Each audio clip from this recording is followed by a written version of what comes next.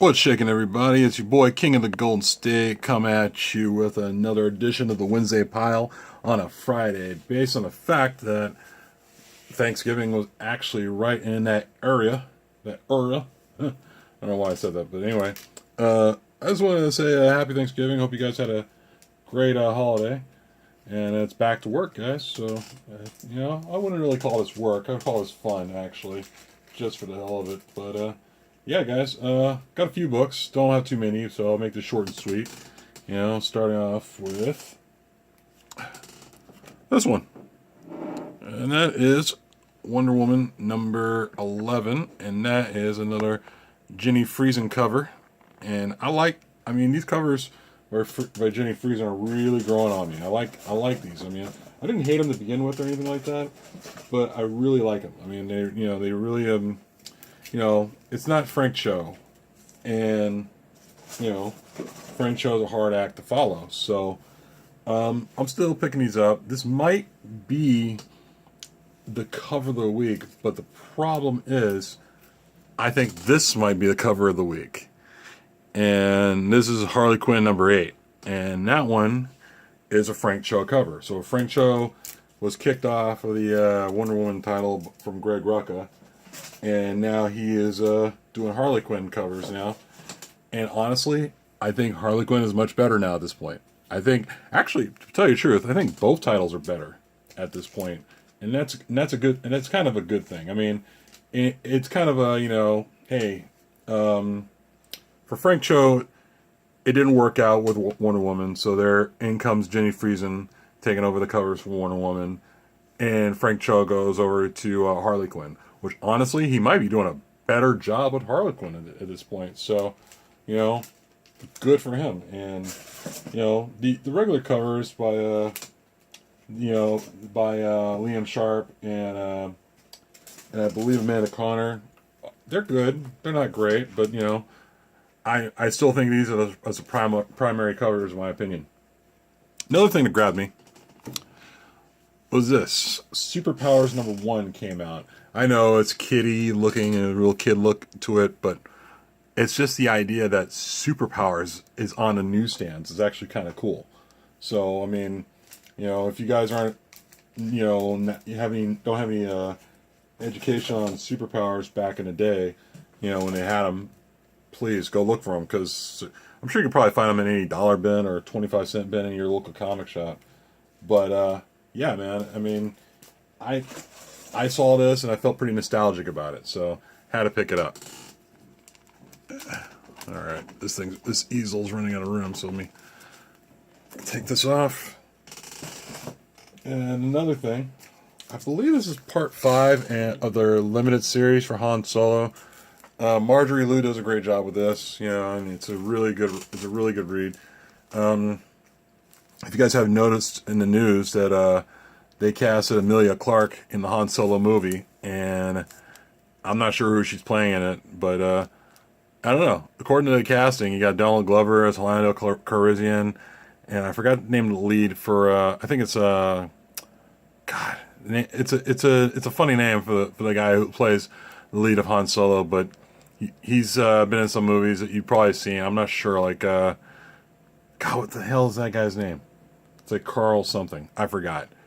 But yeah, man. I'm looking forward to it. The casting looks pretty good, and hopefully, the guy actually could follow up Harrison Ford, because Harrison Ford as Han Solo is a hard act to follow. So there's that. Also, I've been kind of stuck on this pretty good, and I'm digging this whole story. Death of X, the final part, number 4 of 4, and you know what? After reading the first few issues of this Death of X, you kind of wonder, why didn't they do this? Sorry, pardon me, I was going to swear. Why didn't they do this stuff a long time ago? And honestly, because stuff like say crossovers between like the Inhumans and Black Widow and all sorts of other crap, you wonder if they're ever going to do an X-Men Inhumans crossover, like a serious X-Men Inhumans crossover, and they're finally doing it. and of course they already revealed that they're going to do a X-Men versus Inhumans, and that should be out pretty soon. So that's a regular cover I picked up, and this is also a variant I also grabbed, and that is of course the cover swipe of Uncanny X-Men number 94. But this time, they show them all all in skeletal form and shit. So, and I did swear. That's great. Also, I got another variant of it, and this is of the continuing cover of the Death of X run. And, I never did like the Cyclops uniform they had for this, this recent incarnation. But it's really, really growing on me, and I'm really digging it. And, yeah, you should too. Because... over the years, something like, like Cyclops needs to change over time. So, yeah, if you guys haven't read Death of X, give it a shot. It's really good. I highly recommend it by writer/artist Jeff Lemire. Yeah, when I say that, it's only because I also picked up this other book that has, it's called 80 After Death. Which is, if you look at it, Scott Snyder, Jeff Lemire. Wait, who's the artist? Well, it's actually Jeff Lemire. I don't know what this is about. I'm gonna be flat out honest with you. All I know is that what grabbed me is the fact that Scott Snyder is a writer, and Jeff Lemire, the guy known as being a writer, is an artist on this title. So it's kind of wild when you think about it. It's like I want to think. There was a couple of writers who's done mostly writing, but also who dabbled in art. And I think Brian Michael Bendis was one of them. I'm not sure, like in his early days. Names that come to mind. I think Brian Michael Bendis, Chuck Austin, who is a shitty writer, but in my opinion, and also a pretty decent artist. But yeah, he's still a shitty writer. But yeah. If you think about those artist/writer kind of combinations, like people who've done more in one profession than the other. So like Jeff Lemire clearly has done more writing than art, and you'll see it in here. I could open this up a little bit. Like some of this is like Jeff Lemire. This is all Jeff Lemire's artwork here. It's kind of like almost like a children's book in a way. But still, the guy tells a story. It looks pretty good. So I'm looking forward to checking this out and see what this is all about. Especially when you have Scott Snyder and Jeff Lemire working on it. It's kind of like, just two superpowers working at the same time. And last but not least, guys, I did pick this up. Venom number 1. And that one is by Casa. I think I want to say Pablo Sandoval, but I'm probably wrong. God, what the hell is his name? Let me pull the name out so I can make sure I have correct information.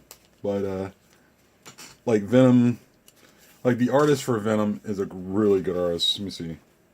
The artist's name is writer's name is Mike Costa. The artist's name is Geraldo Sandoval, Mike Costa.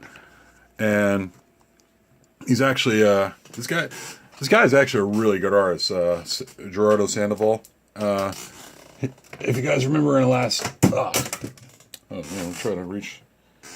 Oh boy, that sucks.